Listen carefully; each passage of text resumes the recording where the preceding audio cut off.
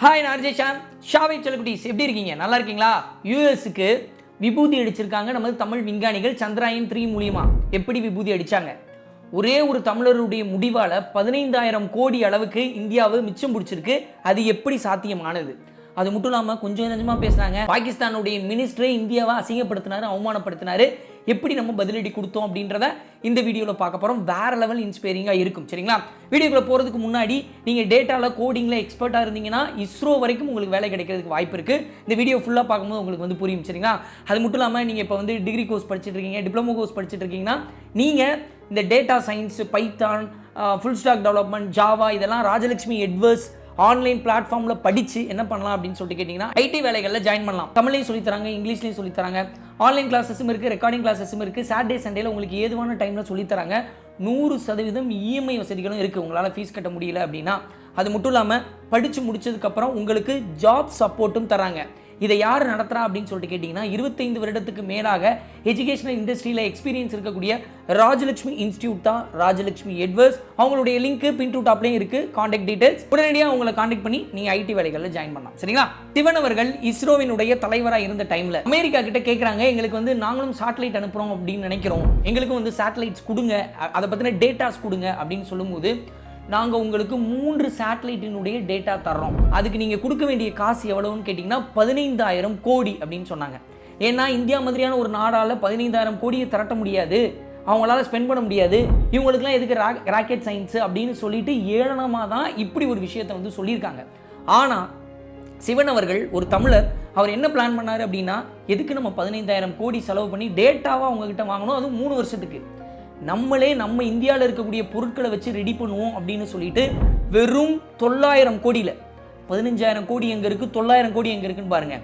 வெறும் 900 கோடியில் 3 சேட்டலைட்டை இந்திய பொருட்களை வச்சே ரெடி பண்ணாங்க. அதற்கு காரணமாக இருந்தவர் ஒரு தமிழர், கன்னியாகுமரியைச் சேர்ந்த சிவன் அவர்கள். ஸோ அவர் ரெடி பண்ணதுக்கப்புறம் மற்ற நாடுகள்லாம் வந்தாங்க, எங்களுடைய சேட்டலைட்டையும் அனுப்புங்க அப்படின்னு சொல்லிட்டு. அந்த அளவுக்கு இந்தியா வந்து முன்னேறிச்சு. அதே மாதிரி இன்னைக்கு சந்திராயன் 2 வந்து ஃபெயில் ஆயிடுச்சு, விக்ரம் லேண்டர் வந்து ஃபெயில் ஆயிடுச்சு, ரோவர் வந்து ஃபெயிலியர் ஆயிடுச்சு, 2 கிலோமீட்டர் பக்கத்தில் வந்து ஃபெயிலியர் ஆயிடுச்சு அப்படின்னு சொல்லும் போது மோடி அவர்கள் கிட்ட கண்கலங்கி நின்னார் சிவன் அவர்கள்.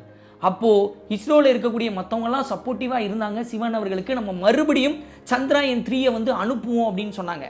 அந்த சந்திராயன் 3க்கு யார் வந்து திட்ட இயக்குனராக இருந்தாங்க அப்படின்னு சொல்லிட்டு கேட்டிங்கன்னா நம்ம தமிழ்நாட்டை சேர்ந்த, விழுப்புரத்தை சேர்ந்த வீரமுத்துவேல் அப்படின்றவர் இருந்தார். அவர் வந்து தாம்பரத்தில் தான் வந்து இன்ஜினியரிங் முடித்தார். அதுக்கப்புறம் ஐஐடியில் போய் படித்தார். இன்றைக்கி வந்து 30 வருடத்துக்கு மேலாக இஸ்ரோவில் வந்து கலக்கிட்டு இருக்காரு. நம்ம வந்து சந்திராயன் 2 வந்து ஃபெயிலியர் ஆன உடனே பாகிஸ்தானை சேர்ந்த மினிஸ்டருங்க, சாதாரண ஆள் கிடையாது, ஒரு மினிஸ்டர், சயின்ஸ் மினிஸ்டர் ஆசிஃப் அப்படின்றவர் என்ன சொன்னார் அப்படின்னு சொல்லிட்டு கேட்டிங்கன்னா இந்தியா வந்து காசெல்லாம் வேஸ்ட் பண்ணிருச்சு, கரியாக்கிடுச்சு, இவங்களுக்குலாம் இது தேவையா அப்படின்னு சொல்லிட்டு லிட்ரலாக ட்ரால் பண்ணார். பாகிஸ்தானில் இருக்கக்கூடிய மற்ற உயரதிகாரிகளும் நம்மளை வந்து ட்ரால் பண்ணாங்க. அப்படி ட்ரால் பண்ணும்போது சிவன் அவர்களும் இஸ்ரோ நிறுவனத்தில் இருக்கக்கூடிய மற்ற சயின்டிஸ்ட்டும் இன்றைக்கி வீரமுத்துவேல் கிட்ட சொன்ன விஷயம் இதுதான், ஃபெயிலியரான டேட்டாவை வச்சுப்போம். ஏன்னா சந்திராயன் 2 வந்து பார்த்தீங்கன்னா 50% ஃபெயிலியர், 50% வந்து சக்ஸஸ் தான். ஏன்னா ஆர்பிட் வந்து சுற்றிட்டே தான் இருக்குது சந்திரனை. நம்ம என்ன பண்ணணும், விக்ரம் லேண்டர் ஒன்று ரெடி பண்ணணும், பிரக்யான் ரோவரை வந்து ரெடி பண்ணணும், அதை அனுப்பணும் அப்படின்னு சொல்லிட்டு முன்வைத்த காலை பின் வைக்கக்கூடாதுன்னு மறுபடியும் இன்றைக்கி சந்திராயன் 3 வந்து அனுப்பியிருக்கோம். இதை பாகிஸ்தானும் எக்ஸ்பெக்ட் பண்ணல, அமெரிக்காவும் எக்ஸ்பெக்ட் பண்ணல. ஆனால் மறுபடியும் சந்திராயன் 3 வந்து இந்தியா அனுப்பிச்சு. அதற்கு அடிப்படையில் ஒரு காரணமாக இருந்தவங்கள தமிழர் அப்படின்னு சொல்லும்போது நமக்கு சந்தோஷமா இருக்கு. அதையும் தாண்டி சந்திரனில் வந்து தண்ணியே கிடையாதுங்க, நிலாவில் எங்கங்க தண்ணி அப்படின்னு சொல்லிட்டு அமெரிக்காலாம் வந்து வேற ஏரியாவுக்கு போயிட்டாங்க தண்ணியை கண்டுபிடிக்கிறதுக்கு. அப்படி இருக்கும்போது பல முறை முயற்சி செய்து அமெரிக்கா ஃபெயிலியர் ஆகும்போது சந்திராயன் 1 அப்படின்னு சொல்லிட்டு அதில் தண்ணி இருக்குது அப்படின்னு சொல்லிட்டு கண்டுபிடிச்சது யார் அப்படின்னா மயில்சாமி அண்ணாதுரை, நம்ம பொள்ளாச்சியை சேர்ந்த ஒரு தமிழர். அவ்வளோ காசு ஸ்பெண்ட் பண்ணி பல முறை முயற்சி பண்ணி அமெரிக்கா தோல்வியான டைம்லலாம் எழுந்து நின்று நாங்கள் ஜெயிச்சு காட்டுவோம் அப்படின்னு சொல்லிட்டு ஜெயித்து காத்த தமிழர்களுடைய பின்புலம் பார்த்தோன்னா நம்ம முன்னாடி பார்த்துருக்கோம், நிறைய ட்விட்டரில் வந்து வந்திருக்கு. சைக்கிளில் தான் நம்ம வந்து எடுத்துகிட்டு போனோம், சேட்டலைட்டினுடைய பாகங்களெல்லாம் மாட்டு வண்டியில் தான் எடுத்துகிட்டு போனோம். அப்படி இந்த இந்தியா இன்னைக்கு முன்னேறி நிற்குதுன்னா அதற்கு விதை போட்டவர் அப்துல் கலாம் அவர்கள். இப்படி தமிழர்கள் ஏகப்பட்ட பேர் வந்து இந்த இஸ்ரோவினுடைய வளர்ச்சிக்கு காரணமாக இருந்திருக்காங்க. இதில் இன்னும் கொஞ்சம் டீட்டெயில்டாக நம்ம சிவன் அவர்களை மட்டும் எடுத்துப்போம். கன்னியாகுமரியை சேர்ந்த சர்க்கல் விலை அப்படின்ற ஒரு பகுதியை சேர்ந்தவர் தான் சிவன் அவர்கள். இன்னைக்கு வந்து இஸ்ரோவினுடைய தலைவராக சோம்நாத் அவர்கள் இருக்காரு. இதுக்கு முன்னாடி சிவன் அவர்கள் வந்து இருந்தார். அவருடைய வாழ்க்கையில் சின்ன வயசில் கருப்பாக இருக்காரு அப்படின்றதுனால, தமிழ் மீடியமில் படித்தார் அப்படின்றதுனால, கிராமத்து பின்னணி அப்படின்றதுனால அவருக்கு கான்ஃபிடன்ஸ் இல்லாமல் திக்குவாய் இருந்திருக்கு. திக்குவாய் அப்படின்றது ஸ்கூலில் மட்டும் இல்லைங்க, ஸ்கூல் முடித்து பிஎஸ்சி மேக்ஸ் படிக்கிறாரு, அங்கேயும் அவருக்கு திக்குவாய். அதுக்கப்புறம் வந்து பார்த்தீங்கன்னா சென்னையில் எம்ஐடி ஏரோநாட்டிக்கல் இன்ஜினியரிங் படிக்கிறாரு, அங்கேயும் திக்குவாய். அதுக்கப்புறம் பெங்களூரில் ஏரோஸ்பேஸ் வந்து பிஜி படிக்கிறார், எம்இ, அங்கேயும் திக்குவாய். அதுக்கப்புறம் சில மாதங்கள் சில வருடங்கள் வேலை கிடைக்கல, இஸ்ரோவில் வேலை கிடைக்கிது, வேலை கிடைச்சி முதல் வெற்றி அங்கே அடைகிறாரு. அடைஞ்சதுக்கப்புறம் எல்லாரும் கைதட்டுவாங்க பார்த்தீங்களா, அந்த கைதட்டில் தான் ஒரு கான்ஃபிடென்ஸே வந்திருக்கு. சுமார் ஒரு 25 வருஷம் நான் வந்து ஒரு வில்லேஜ் பேக்ரவுண்டில் இருந்ததுனால, தமிழ் மீடியம் படித்ததுனால, கருப்பாக இருந்ததுனால எனக்கே கான்ஃபிடென்ஸ் இல்லாமல் இருந்தது, திக்குவாயாக நான் இருந்தேன். இத்தனை வருட போராட்டத்துக்கு அப்புறம் தான் எனக்கு திக்குவாயின்றதே இல்லாமல் போச்சு அப்படின்னு வந்து சொன்னார். அவருடைய ஜேர்னியை ஏன் பேசுகிறோம் அப்படின்றத நீங்கள் ஃபுல்லாக கேட்கும்போது உங்களுக்கு புரியும். இப்படி எத்தனையோ மாணவர்கள் இன்றைக்கி கான்ஃபிடென்ஸ் இல்லாமல் இருக்கலாம், திக்குவாயாக இருக்கலாம், கருப்பாக இருக்கும்னு சொல்லிட்டு கவலைப்படலாம், தமிழ் மீடியம் கவலைப்படலாம். உங்கள் எல்லாருக்கும் இவருடைய வாழ்க்கை ஒரு உந்துகோலாக இருக்கும். ஸ்கூல்லாம் முடிச்சிட்டாரு, காலேஜ் வந்து பிஇ ஜாயின் பண்ணுறேன்னு சொல்கிறாரு. அப்பா கிட்ட போய் நிற்கும் போது அப்பா ஒரு விவசாயி, அவர் சொல்லிட்டாரு, உனக்கு செருப்பு வாங்கி கொடுக்க என்கிட்ட காசு இல்லை, உனக்கு பேண்ட் வாங்கி கொடுக்க காசு இல்லை, வெறும் வேட்டி மட்டும்தான் இருக்குது. இப்படி இருக்கும்போது என்னையாலாம் இன்ஜினியரிங் படிக்க வைக்க முடியாது, வேணும்னா மேக்ஸ் படி, இல்லைனா என் கூட விவசாயம் பாரு அப்படின்னு சொல்லும்போது, சரி நமக்கு வந்து மேக்ஸ் தான் அப்படின்னு சொல்லிட்டு பிஎஸ்சி மேக்ஸ் படித்தது மட்டும் இல்லாமல் கடைசி வருஷம் வந்து பார்த்தீங்கன்னா அப்போ 400க்கு 400 அப்படின்னு சொல்லிட்டு ஒரு மார்க் இருந்திருக்கு. அந்தளவுக்கு ஹையஸ்ட் மார்க் வந்து எடுக்கிறாப்புல. எடுத்ததுக்கப்புறம் அவங்க அப்பா சரண்டர் ஆகிட்டாரு.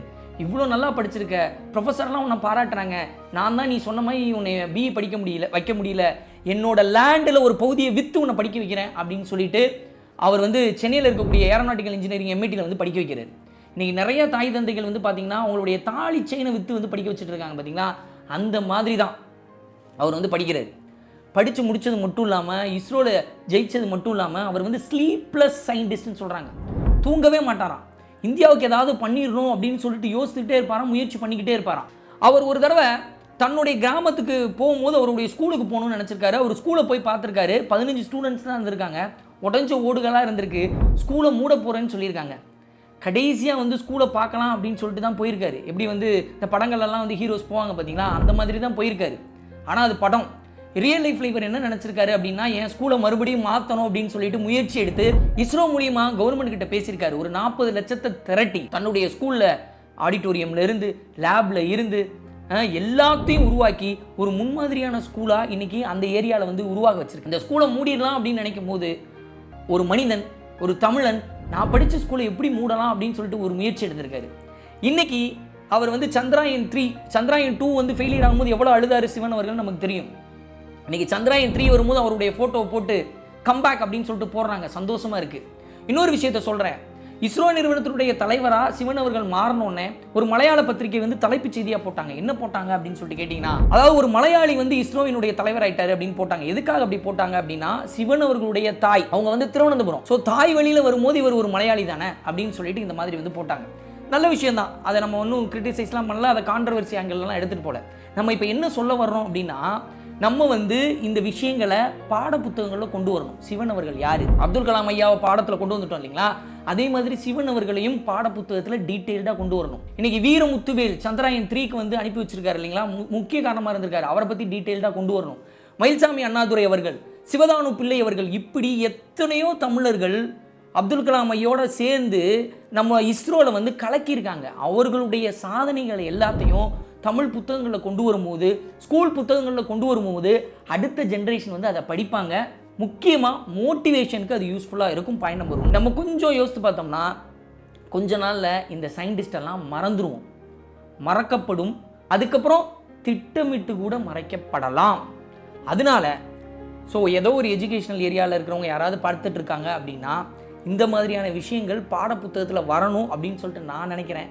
அது மட்டும் இல்லாமல் ஒரு யூடியூபர் பற்றி பேசுகிறோம், ஒரு சினிமா ஆக்டரை பற்றி பேசுகிறோன்னா அந்த வீடியோவை நிறைய பேர் பார்த்துருவாங்க, அது நடந்துடும். ஆனால் இந்த மாதிரியான சயின்டிஸ்ட் அவர்களுடைய வாழ்க்கையை பற்றி பேசும்போது இது நிறையா பேர் பார்க்க வைக்க வேண்டியது. இப்போ பார்த்துட்டு இருக்கிற டீச்சர்ஸ் நீங்கள் பார்த்துட்ருக்கீங்கன்னா இது உங்களோட கடமை. ஸ்டூடெண்ட்ஸ் பார்த்துக்கிறீங்கன்னா ஃப்ரெண்ட்ஸுக்கு அனுப்ப வேண்டியது உங்களோட கடமை. பேரண்ட்ஸ் பார்த்துட்டு இருக்கீங்கன்னா அனுப்ப வேண்டியது உங்களுடைய கடமை. ஏன்னா சிவன் அவர்களுடைய வாழ்க்கையில் எனக்கு தெரிஞ்சது தமிழ் மீடியம் தான், கருப்பு தான், திக்குவாய் தான், எனக்கு நினச்சது கிடைக்கல, பிஇ கிடைக்கல அப்படின்னாலும் கிடைச்சதை வச்சு ஜெயிக்கணும் அப்படின்ற உறுதியை சிவன் மாதிரி தமிழ்நாட்டில் இருந்து போன ஒவ்வொரு சயின்டிஸ்ட்டுக்கும் ஒரு பேக் ஸ்டோரி இருக்குது.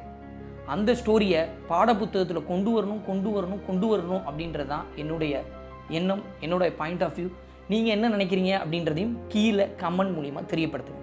நிச்சயமாக இந்த வீடியோ உலகத்தில் ஏதோ மூலையில் இருக்கக்கூடிய பொண்ணுடையோ பையனுடையோ திருநங்கையினுடைய வாழ்க்கையை மாற்றும் அப்படின்னு சொல்லிட்டு நான் நம்புகிறேன். Thanks so much.